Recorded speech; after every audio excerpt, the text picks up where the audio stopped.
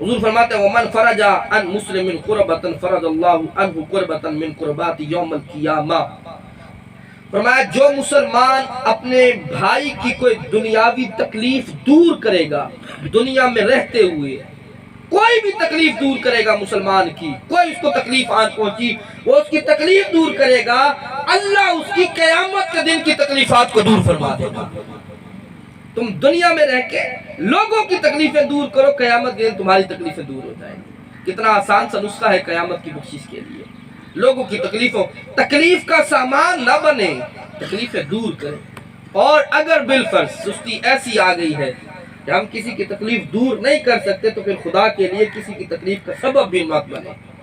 ایسا نہ ہو کہ ہماری وجہ سے کوئی تکلیف میں ہو، ہماری وجہ سے کوئی پریشان ہو، ہمارا کردار ایسا بن گیا ہو کہ لوگ ہم سے ڈر، بعض کا لوگ تو بظاہر تو عزت کر رہے ہوتے ہیں لیکن اس عزت میں دیکھے کہیں ہمارا شر تو نہیں چھپا ہوا، کہ میرے حضور نے فرمایا تھا قیامت کے قریب ایک زمانہ ایسا آئے گا لوگوں کی عزت کی جائے گی مگر اس وجہ سے نہیں کہ وہ عزت کے حقدار ہیں، بلکہ عزت اس لیے کی جائے گی کہ لوگ ان کے شر سے ڈرتے ہوں گے۔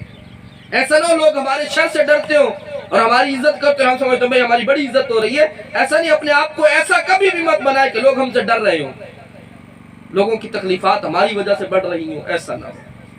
اور یہاں اس حدیث کے اندر جو حضور نے آخری بات ارشاد فرمائی، بڑی پیاری بات، میرے محبوب علیہ السلام ارشاد فرماتے ہیں وَمَن سَتَرَ مُسْلِمًا سَتَرَهُ اللَّهُ يَوْمَ الْقِيَامَةِ، جو کسی مسلمان کا عیب چھپائے گا اللہ قیامت کے دن اس کے عیب چھپائے گا۔ جو کسی مسلمان کا عیب چھپائے گا اللہ قیامت کے دن، ہم تو اس ٹو میں بیٹھے، اس کام میں بیٹھے، بھئی کسی کا عیب پتہ چلے تو ہم اچھالیں، بتائیں لوگوں کو۔ اور آج کل تو ویسے بھی ہم لوگ بے انتظار میں بیٹھے ہوتے ہیں، کسی کی آڈیو ویڈیو لیک ہونے کے انتظار میں۔ سوچیں ہر شخص، میری اور آپ کی ویڈیو بھی ایک تیار ہو رہی ہے جو قیامت کے دن میدان محشر میں لیک ہوگی۔ تصور میں لائیں وہ منظر کہ تنہائی میں کیے گئے گناہ، تنہائی میں کیے گئے معاملات، لوگوں سے چھپ چھپا کر کیے گئے معاملات اگر میدان محشر میں سب کے سامنے رکھ دیے جائیں، باپ بھی کھڑا ہو، ماں بھی کھڑی ہو، بہن بھی کھڑی ہو، اللہ کے نبی بھی کھڑے ہوں، ساری کائنات کھڑی ہو، بنے گا کیا اس دن؟ حضور فرماتے ہیں جو مسلمانوں کے عیبوں کو چھپائے گا اللہ قیامت کے دن اس کے عیبوں کو چھپائے گا۔ لوگوں کے عیب ظاہر مت، کسی کا پتہ چل بھی جائے تو چھپائیں۔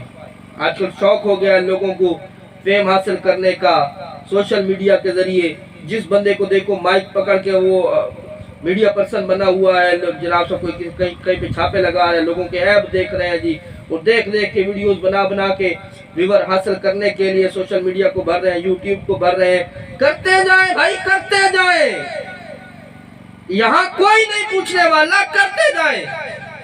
مالک یوم الدین نے وہ قیامت کا دن اسی لیے تو رکھا ہے، تو ساری باتیں وہاں کھل جائیں گی۔ اس لیے کسی بھی مسلمان، ہاں کوئی عیب ایسا ہے، ہر عیب تو چھپانے کا حکم نہیں ہوتا نا، بعض عیب ظاہر کرنے کے بھی حکم ہوتے ہیں، حکم ہوتا ہے کہ وہ عیب ظاہر کیا ہوتا ہے، عیب ہے لیکن وہ ظاہر کرنے کا حکم ہوتا ہے۔ جیسے کوئی بندہ ایسا خطرناک آدمی ہے، اس میں کوئی ایسا عیب ہے جس کے عیب کی وجہ سے دوسرے مسلمانوں کو نقصان پہنچ سکتا ہے تو اس کا وہ عیب ظاہر کیا جائے گا تاکہ دوسرے مسلمان اس کے شر سے بچ سکے۔ لیکن اگر ایسا عیب ہے کہ جس سے کسی کو نقصان نہیں ہو رہا دوسرے مسلمان کو، تو اس کا ایسا عیب ہمیں چھپانے کا حکم ہے۔ تو عیب پوشی کرے، اس نیت سے بھی کرے کہ یا اللہ میں تیرے بندوں کے عیب چھپا رہا ہوں، تو قیامت کے دن میرے عیب چھپانا، تو انشاءاللہ قیامت کے دن ہمارے بھی عیب چھپے رہیں گے۔ اور اللہ نے تو ہم پر آج بھی کرم کیا ہوا ہے جی، آج بھی کرم کیا ہوا، دیکھیں ہمارے کتنے عیب چھپے ہوئے ہیں۔ عزتوں کے تاج ہمارے سروں پہ، محبتوں کی نگاہوں کے مرکز ہم لوگ بنے ہوئے ہیں، لیکن اگر ہمارا جو کردار جو اندر من آنم کے من دانم، میں کیا وہ میں جانتا ہوں، لیکن باوجود اس کے اللہ نے عزتوں کے شرف دیے ہوئے ہیں، عیب چھپے ہوئے ہیں نا ہمارے۔ ورنہ اگر آج وہ کیا میاں صاحب نے کہا تھا، ایک گناہ میرا ماں پیو ویکھے دیوے دیس نکالا، لکھ گناہ میرا مالک ویکھے پھر بھی پردے پاون والا۔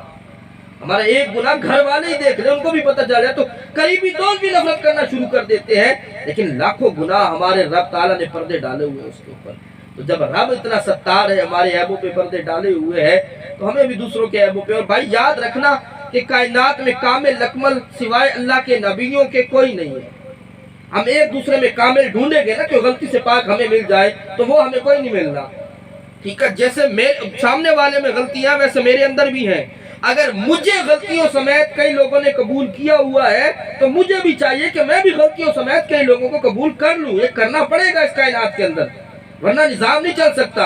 اگر یہی کریں گے ہم کہ میں لوگوں کی غلطیوں کو بیان کرنا شروع کر دوں تو پھر میری غلطیاں بیان ہونا شروع ہو جائیں گی اور پھر کائنات کا نظام سارے کا سارا درم برم ہو جائے گا. اس لیے عیب پوشی بڑی ضروری چیز ہے. یہ وہ